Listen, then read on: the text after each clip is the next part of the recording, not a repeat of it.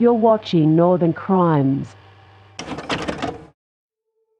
The Pacific Northwest, a region of stunning natural beauty, is deeply rooted in Indigenous heritage.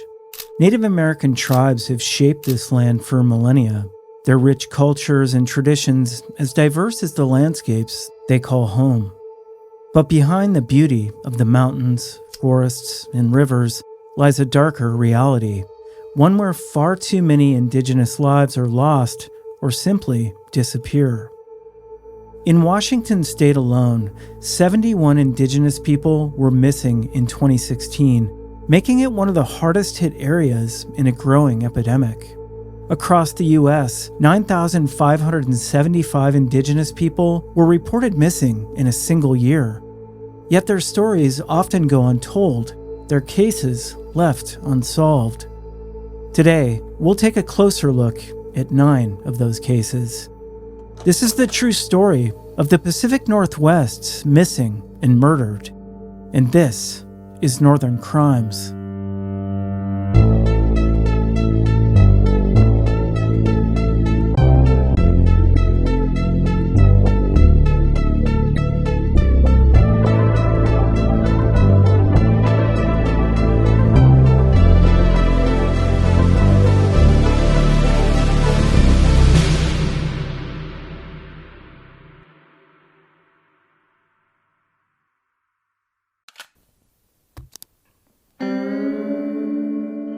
In 1984, a 26-year-old man from an infamous outlaw family goes missing from Eugene, Oregon. 4 decades later, he's still listed as a missing person, yet the shadow cast over his family and the community has only grown darker with time. Today, we'll explore the mysterious disappearance of Jerome Clements Charles.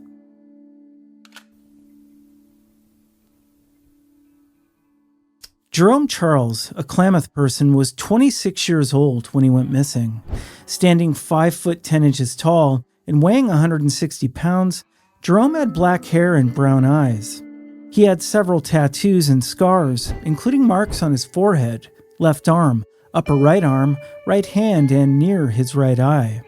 Despite coming from a family with a troubled history, Jerome was determined to make his way in life after being released on parole following a 1-year sentence for theft.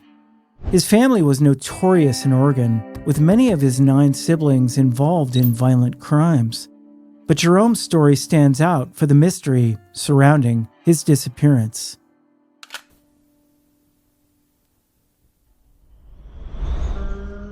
On June 2, 1984, Jerome left his father's house on West 3rd Street in Eugene, Oregon, saying he was going for a walk and that he'd return in a couple of hours. But he never came back and was never seen again. Jerome had been out on parole for nearly 17 months, and his sudden disappearance raised suspicions. His father believed Jerome may have been killed, but no solid evidence or suspects have ever emerged in the decades since he vanished.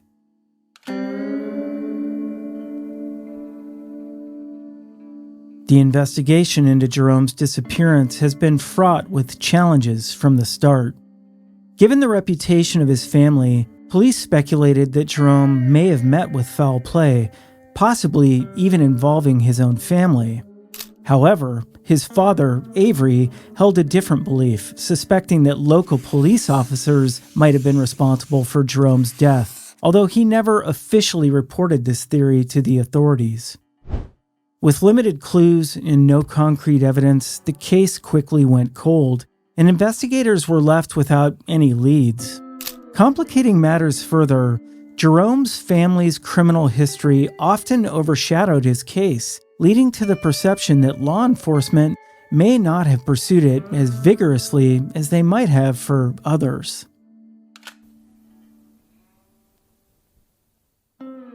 Nearly 4 decades later, Jerome's case remains unsolved. No new leads have surfaced, and no suspects have been identified. His father's suspicions of police involvement and the family's notorious background cast a long shadow over the investigation, but Jerome's fate remains a mystery.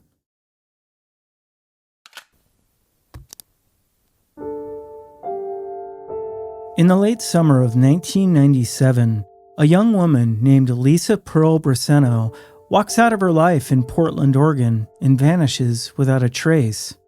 The 28-year-old, a member of the Confederated Tribes of Warm Springs, leaves behind a family and community desperate for answers. What happened on that fateful day? Was she a victim of circumstance, or did something more sinister unfold?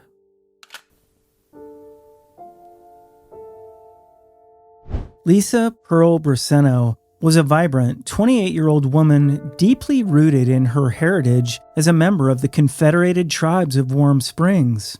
Growing up on the Warm Springs Reservation, she excelled as a student at Madras High School.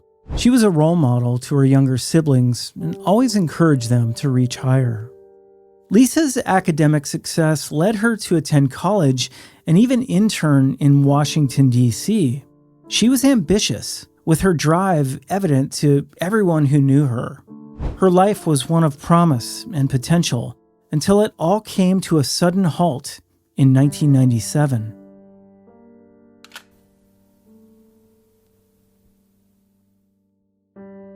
On August 20, 1997, Lisa was last seen in Portland, leaving with her boyfriend in a white 1983 BMW.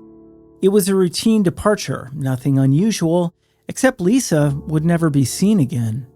A week later, her family reported her missing, triggering a frantic search. The BMW was later recovered, but there were no signs of Lisa. Her boyfriend, the last known person to have seen her, refused to take a polygraph test, further fueling suspicions. Yet with no clear evidence, no witnesses, and no leads, her disappearance became a mystery that has only deepened over time.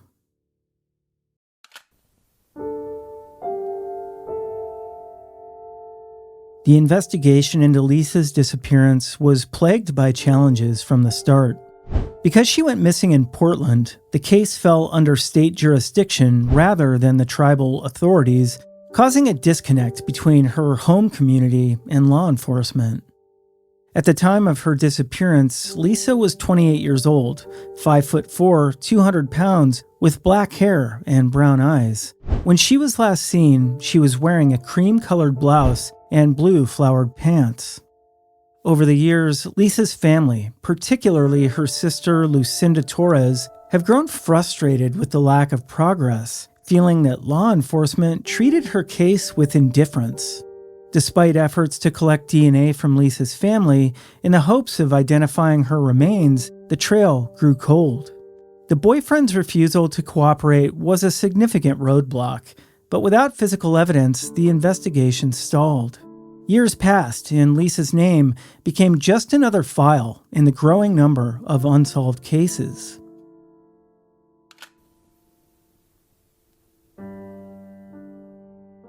Nearly 25 years after Lisa Briseno's disappearance, the case remains unsolved, leaving her family trapped in a limbo of grief and uncertainty. In 2021, the Oregon State Police spotlighted her case, hoping to reignite public interest and prompt someone, somewhere, to come forward with new information.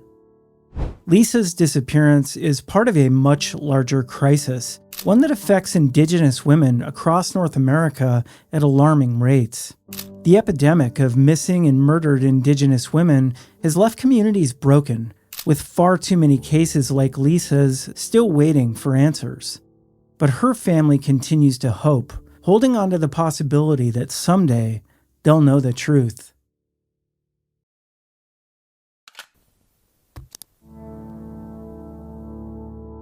In the small town of La Grande, Oregon, a quiet October evening turns into a mystery that leaves investigators baffled. A home left undisturbed, coffee still brewing, groceries rotting on the counter, and beloved pets waiting in the yard. But their owner, 45-year-old Leona Kinsey, has vanished without a trace. What happened on that fateful night in 1999?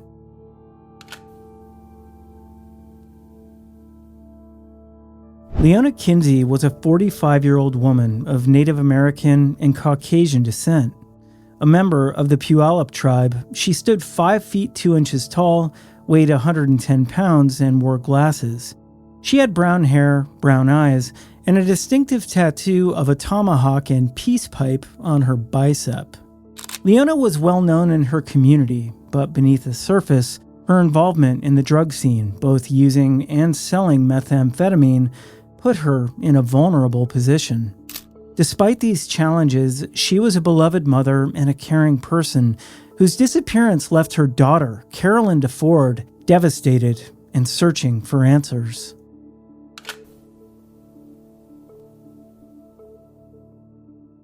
On the night of October 25, 1999, Leona Kinsey walked out of her home in La Grande, Oregon, and was never seen again. She left behind everything: her purse, cigarettes, lighter, and pager, unusual items for someone planning to leave for long. The coffee pot was still on, groceries from a recent trip were left to rot, and her pets were waiting outside, suggesting she'd intended to return. Days later, her light brown GMC Jimmy was found abandoned in a parking lot of an Albertsons grocery store. The steering column was damaged, and a box of rubber gloves was found behind the seat, but there were no signs of a struggle, no clear clues, and no leads to explain her disappearance.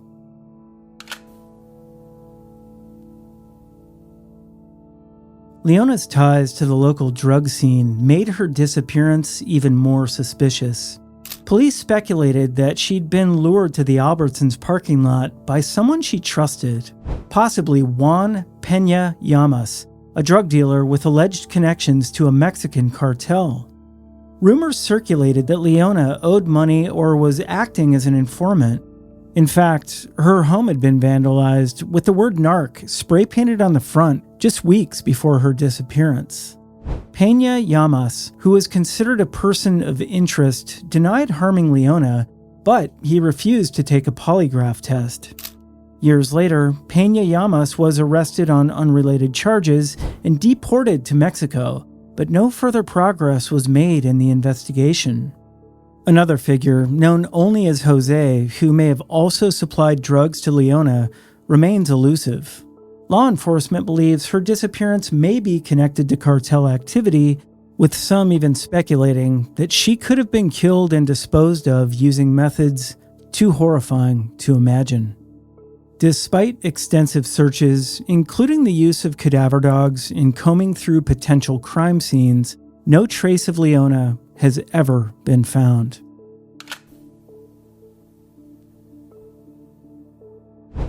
More than 2 decades later, the disappearance of Leona Kinsey remains an unsolved mystery. Her daughter, Carolyn DeFord, has become a national advocate for missing and murdered Indigenous women. She works tirelessly to raise awareness of her mother's case and others like it.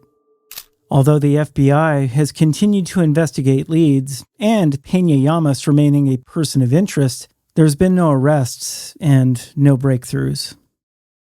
Leona's family still holds out hope for justice, but the question remains, what really happened to her on that October night? As time passes, the fear surrounding her case fades, and with it, the hope that someone knows the truth. But for her daughter, the search for answers will never end.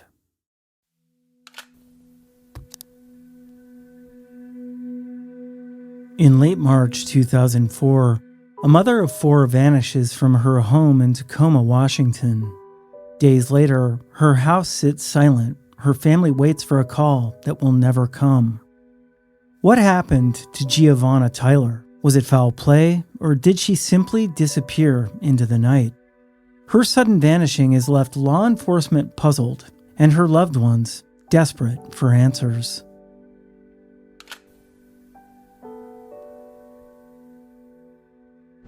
Giovanna Tyler, known as Jonna to friends and family, was a 29-year-old woman and a member of the Makah tribe.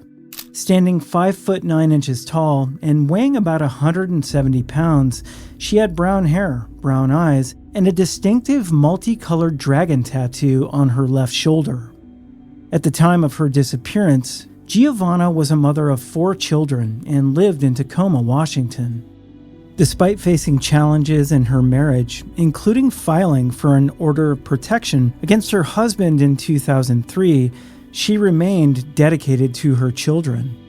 Giovanna had ties to both Tacoma and Neah Bay, where her husband eventually moved after she disappeared.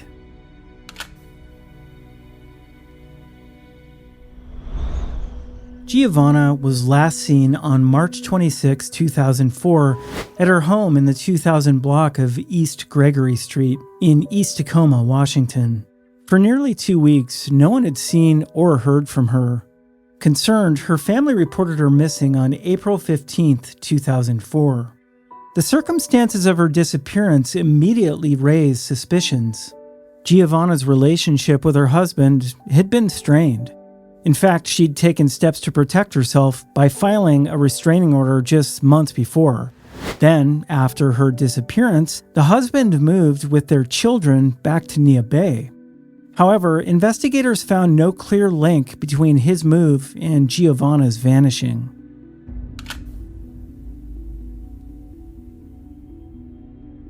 The investigation into Giovanna's disappearance has been marked by frustrating dead ends and a lack of leads. Her husband, though cooperating with authorities, was unable to provide information that could shed light on her disappearance. Investigators found no evidence of her contacting family or friends, and no one has come forward with details about seeing her after March 28. The case quickly took on the chilling label of a, quote, suspicious disappearance, with foul play considered a strong possibility. In an effort to generate leads, the FBI stepped in and offered a $10,000 reward for information leading to her recovery and the conviction of those responsible. Over the years, tips have trickled in, but none have led to a breakthrough. Giovanna's family has been left in limbo, waiting for answers that have never come.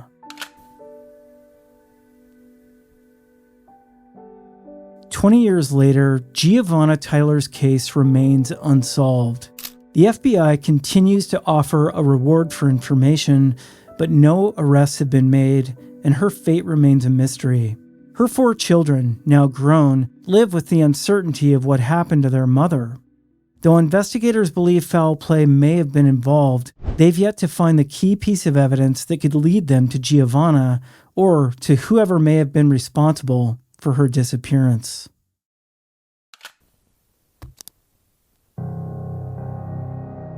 In the remote wilderness near Shasta County, California, a woman makes 3 desperate calls to 911.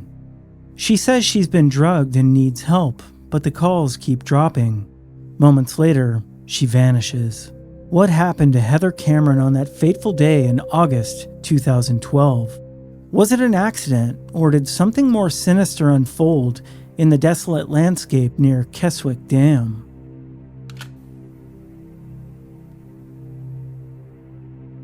Heather Cameron was a 28-year-old mother of 4 children, a member of the Grand Ronde Indian tribe, and a woman who loved the outdoors. She grew up in rural Redding, California, where she enjoyed riding dune buggies, fishing, and boating. At the time of her disappearance, Heather stood 5 foot 6 inches tall, weighed 115 pounds, and had brown hair and brown eyes. She was known for her distinctive tattoos, including tribal flowers on her back and a girl and a gun on her left calf. Despite her struggles with substance abuse and a difficult relationship history, Heather was deeply connected to her children. Her family says it was completely uncharacteristic of her to disappear without any contact.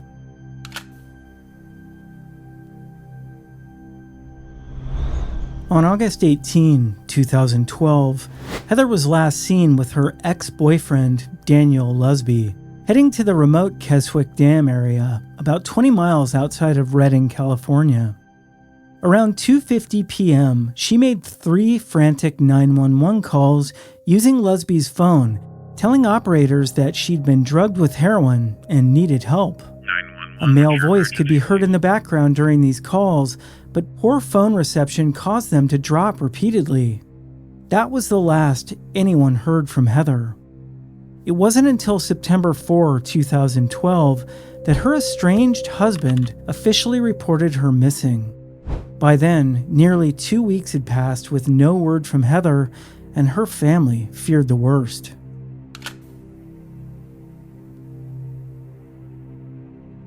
The search for Heather Cameron has been extensive, involving multiple law enforcement agencies. Investigators focused their efforts on the remote area where she was last known to be, conducting searches by all-terrain vehicles and helicopters, but no clues were found. Lusby, Heather's ex-boyfriend, was interviewed by police multiple times. He claimed Heather had walked off with his phone on the day she disappeared, and that was the last he saw of her. However, the phone was never recovered, and Lusby remains a person of interest in this case, though he's never been charged. Heather's history of domestic violence and her battles with drug addiction have cast a shadow over the investigation, but her family is adamant that these struggles, they don't define her. They believe foul play is involved and have continued to push for answers in the years since her disappearance. The Shasta County Sheriff's Office has kept this case open, but despite numerous interviews and leads, no substantial progress has been made.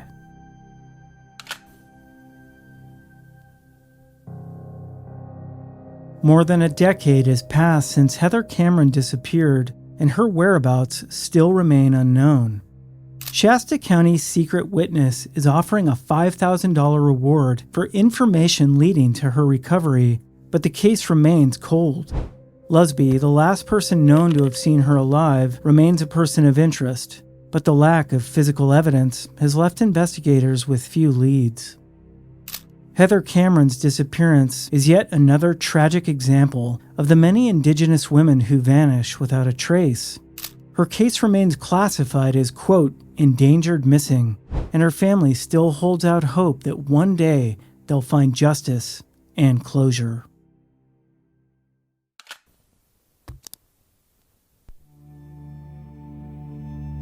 A mother of 3, stranded miles from home, makes a desperate phone call from a Walmart parking lot asking a friend to send her money so she can return to her children. But just minutes later, she vanishes without a trace.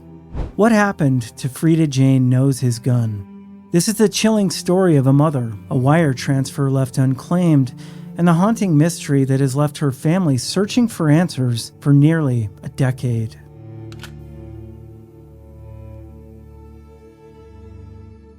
Freda Jane knows his gun, a 34-year-old mother of 3, was a member of the Crow Nation in Montana.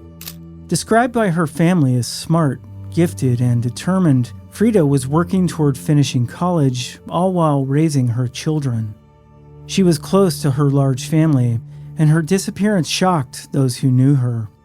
At the time of her disappearance, Freda stood 5 foot 5 inches tall, weighed 150 pounds, had waist-length brown hair and brown eyes. She had several distinctive tattoos, including her children's names, Lyrical, Trinity, and Mason between her shoulder blades, and Mickey Mouse holding a basketball on her right calf.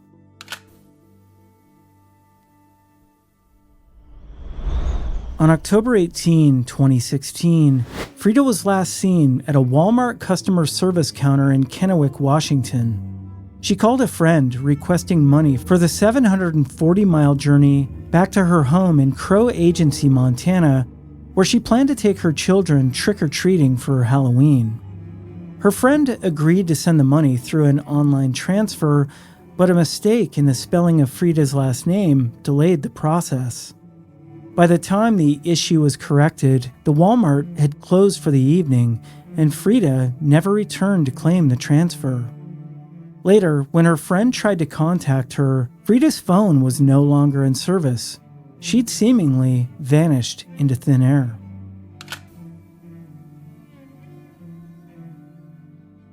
Freda's mother, Barbara, reported her missing on November 14, 2016, after Freda failed to attend a beloved aunt's funeral. In Indigenous culture, missing a family member's memorial is rare, and it raised immediate concerns. However, confusion between the state, tribal, and federal authorities delayed the investigation. Initially, officials didn't prioritize the case, citing Freda's recent involvement with a new group of friends and her struggles with drug use. Her family believes this may have contributed to law enforcement's lack of urgency in the early days of the search. The investigation was further complicated by jurisdictional issues. Additionally, there was more confusion about Freda's last name. For example, when her mother initially filed the report, she used Freda's birth name, Nose Gun. But when the name is translated from Crow to English, the word his is added in. This caused a delay. Eventually, the case was passed from Crow Agency to Bighorn County, Montana, and finally to the FBI, but no substantial leads have emerged. Some of Freda's friends were reportedly uncooperative with the investigation, and any potential evidence has long since gone cold.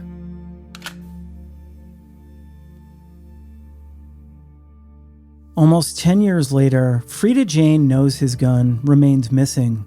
Her case is open, but progress has stalled. Her family continues to hold out hope that Freda will one day return home. Despite the jurisdictional challenges and the lack of concrete evidence, Freda's loved ones have refused to give up. They continue to share her story, determined to bring her home and reunite her with her children.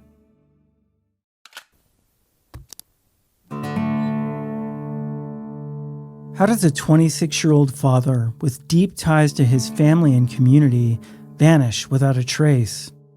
Tyrone Beau Robinson left his family home on a quiet December morning in 2018, never to be seen again.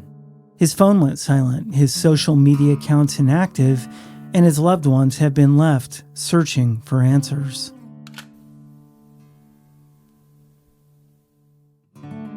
Tyrone Robinson was a 26-year-old Native American man and a proud member of the Klamath tribes.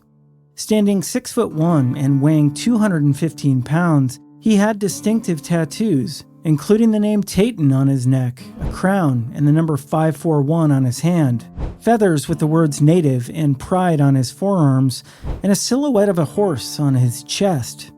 He was a father and was known for his strong connections to Klamath, Clackamas, and Multnomah counties in Oregon. At the time of his disappearance, Tyrone sported a mustache and goatee, his long black hair tied back, and he wore a black long-sleeve t-shirt and red low-top sneakers.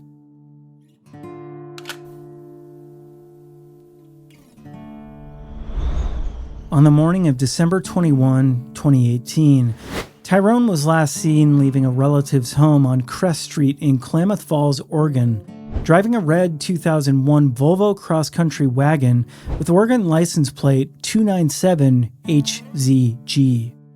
His plan that morning remains unknown, but by the end of the day, Tyrone's phone had gone silent and he ceased using his social media accounts. His family waited for word, but they received none. Days turned into weeks and still no one heard from him. To this day, Tyrone has not been seen or heard from, and his car has never been recovered.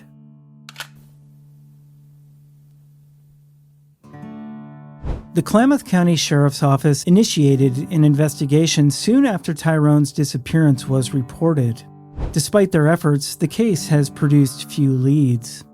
Authorities note Tyrone's significant connections to 3 Oregon counties, Klamath, Clackamas, and Multnomah, and have searched for him across those areas. However, the search has been hindered by the complete lack of activity on his phone or social media, making it difficult to track his movements. His car, the red 2001 Volvo wagon, remains missing, leaving investigators to speculate where he might have gone or whether foul play was involved. Tyrone's tattoos, particularly the feathers on his forearm, were circulated as identifying marks, but so far, no sightings have been confirmed.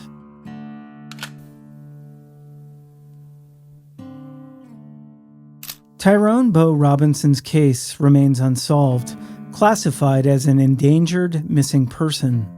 Despite efforts by the Klamath County Sheriff's Office and other local authorities, no substantial breakthroughs have been made. Tyrone's family continues to hope for his safe return, or, at the very least, some closure.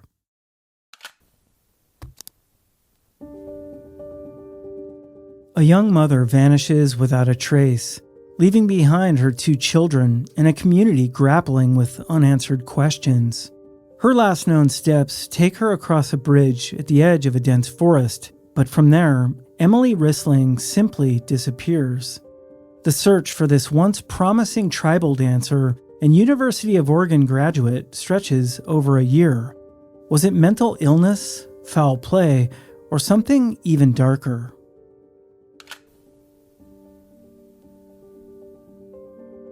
Emmilee Risling was a 32-year-old member of the Hoopa Valley tribe, a mother of 2, and a well-respected figure in her community.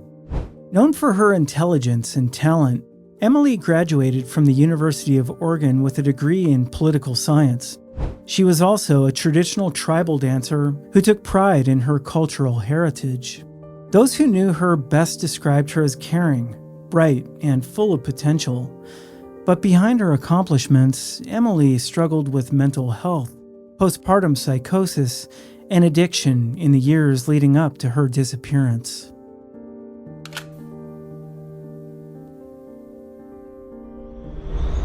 Emmilee was last seen on October 14, 2021, near the Pequon Bridge on the Yurok Reservation in Northern California.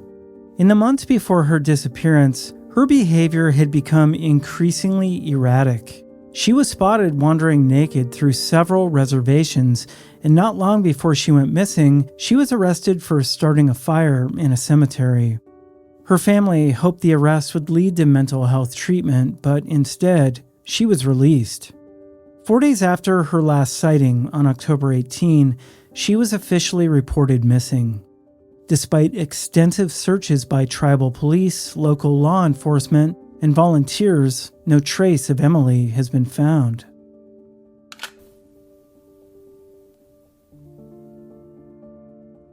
Search efforts for Emmilee have been extensive, involving multiple tribal agencies and the Humboldt County Sheriff's Office, including specialized search teams and cadaver dogs.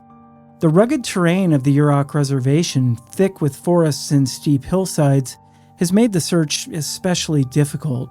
Additionally, overlapping jurisdictions have hindered the investigation, a problem that frequently arises in cases involving Indigenous women. A 3-day search in April 2022, led by the John Francis Foundation and local authorities, scoured half of the reservation, but still no new leads emerged. Despite these efforts, the investigation has stalled and Emmilee remains missing.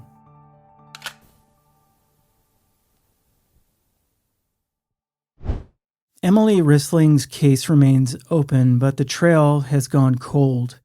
Her family continues to push for answers and spread awareness about her disappearance. Additionally, a $20,000 reward has been offered for any information that could lead to her location. Tribal leaders are advocating for better resources and collaboration to address the crisis of missing and murdered Indigenous women. While Emilee's family holds out hope that she'll one day return, the reality of her prolonged absence continues to weigh heavily on her community.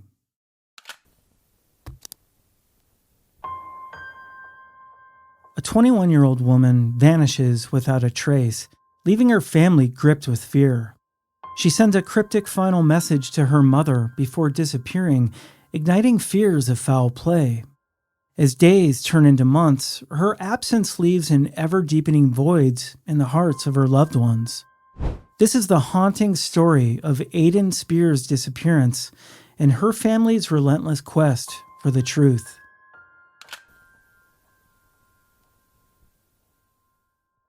Aidan Spear was a kind-hearted 21-year-old with a deep love for her family, especially her younger brother. Standing 5 foot 6 inches tall and weighing around 120 pounds, she was a hardworking student who enjoyed being on her high school swim team. Aidan's mother, Jessica Brown, describes her as, quote, one of the kindest people you'll ever meet. Despite her personal struggles, including battles with addiction and mental health, Aidan remained connected to her loved ones, and her family never gave up on her.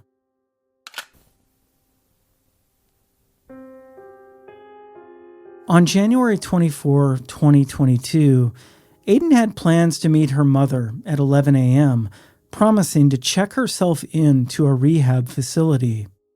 However, just 20 minutes before their meeting, she texted her mother saying she needed to say goodbye to someone and would be a little late. Aiden promised that she'd call back, but that call never came. At first, her mother thought Aiden had simply backed out of their plans, but as the days passed and friends also reported not hearing from Aiden, concern quickly turned to fear. By February 22, Aiden was officially reported missing, and investigators believed she may have been in the Hosmer Street area of Tacoma.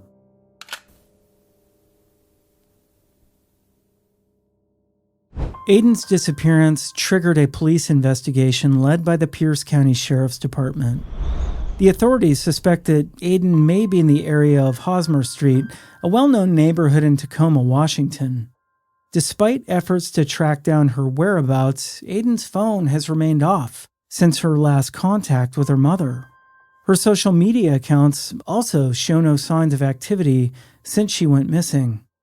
Unfortunately, much like many other cases involving Indigenous women, Aiden's case has struggled to gain media attention, though she was recently featured on the Vanished podcast, and I'll leave a link to that in the description below.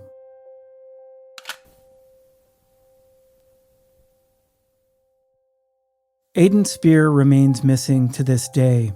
Her mom, Jessica Brown, continues to raise awareness about her daughter's case, pushing to uncover any leads. The Pierce County Sheriff's Department is still investigating, but no significant developments have been reported. Aiden's family remains hopeful that someone will eventually come forward with information that will lead to her being found. Beneath the beauty of the Pacific Northwest lies a grim reality, one where Indigenous people vanish without a trace, their stories swallowed by time and silence. From Jerome Clements Charles in 1984 to Aidan Spear in 2022, these disappearances remain unsolved, leaving families desperate for answers that may never come. As we confront these chilling cases, one unsettling question lingers. Will the truth behind these vanishings ever be uncovered, or are they doomed to remain as spirits, lost forever in the dark corners of the Pacific Northwest?